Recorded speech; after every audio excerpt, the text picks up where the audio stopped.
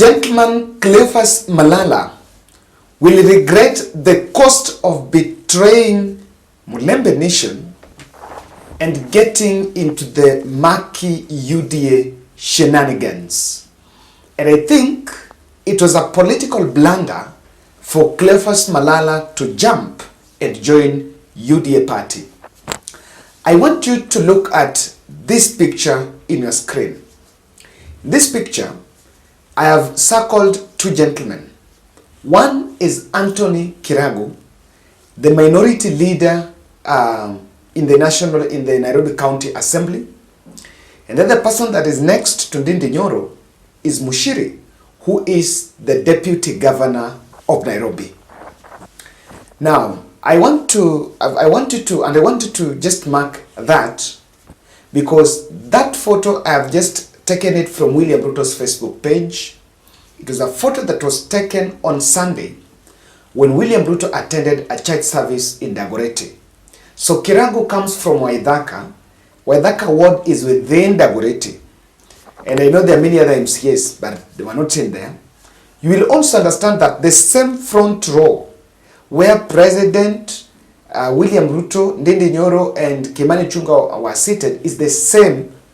He actually, the MCA actually occupied the front seat, of course, because he's a leader in the county assembly.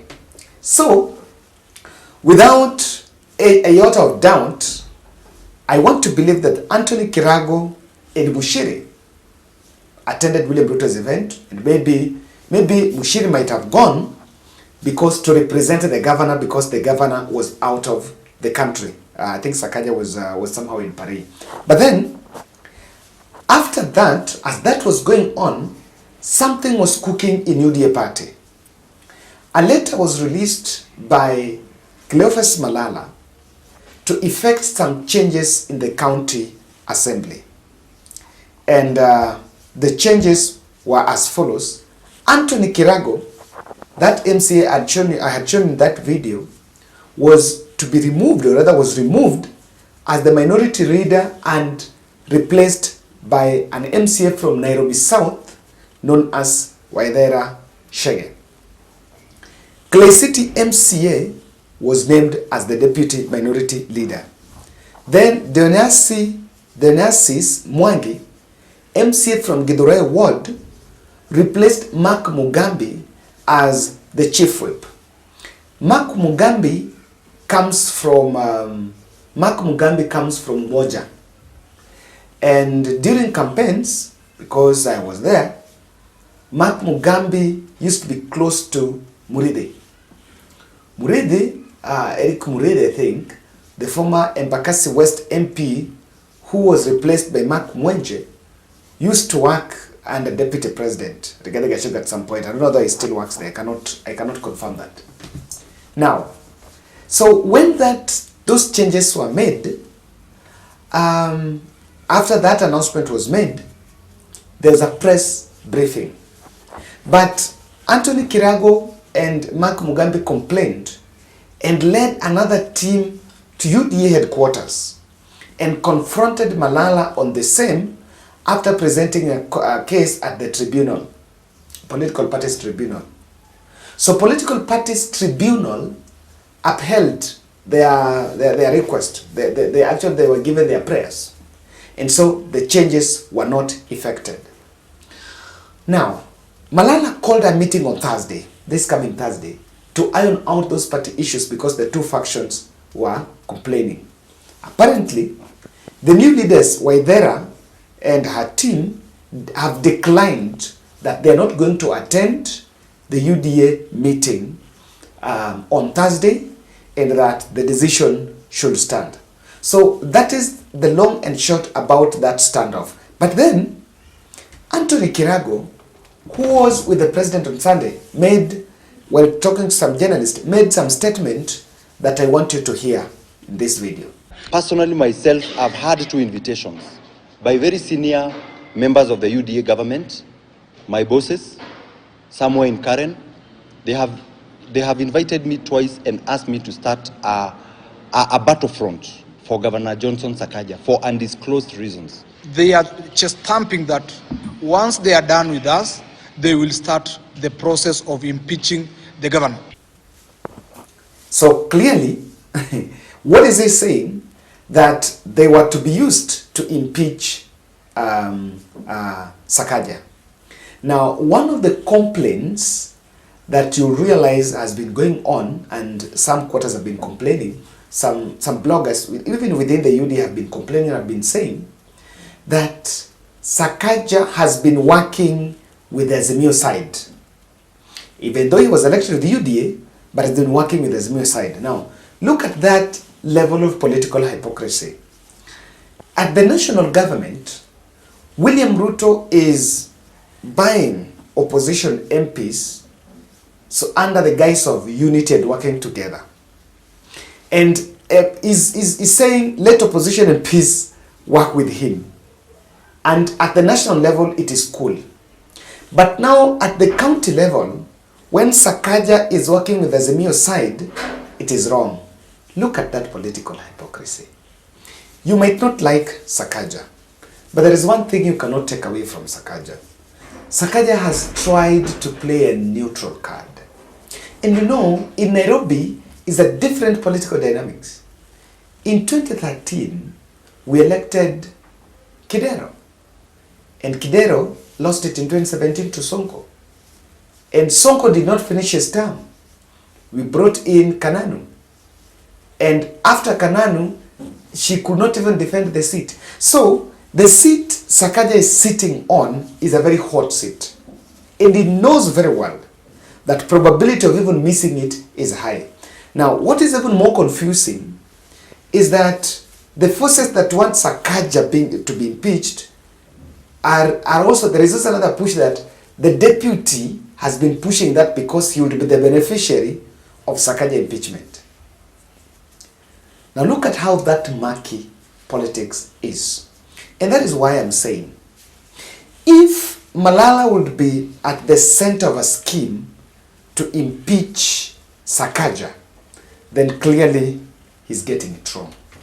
And I don't think it's right to get into that political environment.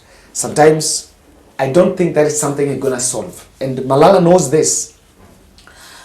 When there was a same problem when some MC was ejected from a county assembly in Murang'a, Malala went to Murang'a and locked himself with the MCAs in the county assembly. And he could not solve those problems, and they chased him and told him, I don't have everything. He was telling them, tell me what I'm going to tell the president. But there was no answer. Malala left and could not even address the press in Murang'a because there was no answer. He could not provide an answer. Now look at it. He's gotten into the mix. If you look at those who are replacing, they are all Kikuyu. That tells you that there is a vector from the national government, or rather from the national government, that are actually influencing. Then you, at this point you may need to ask, who are so much influential on the Kikuyu aspect? But on this podcast, I want to narrow it down to explain, why do senior member of UDA party or senior member of government want Sakaja to be impeached before 2027? Impeachment is something that is not entertained, and no governor will even think about it, by the way. No governor would, you know, I saw the way Wambora, Anne Waiguru, impeachment is something that, because if you're impeached, you cannot vie. By the way, impeachment kills you politically. I wish even one day we can even impeach president. There are possibilities why someone wants Sakaja out of office before 2027. Number one, Sakaja might have locked senior member of the national government from the city hall. It is not a secret that Nairobi County is investment hub. Number one, Nairobi County is where politicians Every politician will want to have a stake. Every politician building a mansion, anyway investing in a mansion, will want to invest in Nairobi. Any other investment is within Nairobi. And all politicians will want a stake from City Hall. And there is a clear line that something is amiss. Something is amiss. Some members of the executive want a share of Nairobi County. And for one reason or the other, Sakaja is not playing that script. Number two, there is a plan, this could still be a plan to impose a Kikuyu as a governor in Nairobi. Yes, it's true. Nairobi has never produced a governor, by the way. They've never. As Kidero, Luo, then his deputy was from Kamba. It was under the court, I think. Then, I don't know who was, I can't even remember who was Sonko's deputy. Was supposed to be Gathe, and the Gathe resigned at one point, and then brought Kananu, was appointed the governor, so I don't know. So, actually on ballot, Kikuyu has never gotten a governor in Nairobi. So, and why are they struggling to get a governor while Uhuru Kenyatta brought Igathe? And when Uhuru Kenyatta brought Igathe, under very good circumstance, they just needed to support Igathe if they needed a Kikuyu to be governor, to get it. Why would you go to removing? So, another question is this, and you know, I'm trying to delve in it because it's one of the principal reasons, because if Sakaja is to be impeached, the deputy takes over. So why would that be a point? Simple, shareholding. We want a share in this government. And the same way there was an argument, you know, in Azimio there was an argument that we're giving Raila Odinga, and so we're giving ODM presidency. So we can't give them governor. And that is how Tim did not get the ticket, so that it's given to Jubilee. Now, in this context, as we go forward, there is a probability that those who want a Kikuyu as a governor before 2027 maybe have realized maybe it's not easy to get it at the ballot, but that will give them a stake. That will give them a possibility of taking over. And that will be the reason number one. Consolidate the Kikuyu Nairobi vote. And I know your guess is as good as mine on who is so much interested on that. That will be the number one reason why they want a Kikuyu. Number two, the current trend, or rather the current incidences of kanjos and the way businesses are, you know, biashara za watu zimeharibika. Remember the story about removing people from CBD? Someone wants to create a crisis that we need one of our own to take care of our interests. That could be a political narrative, but I don't want to go beyond that. Lastly, on number three, Ruto succession. I think Sakaja is right in the middle of Ruto succession starting 2027.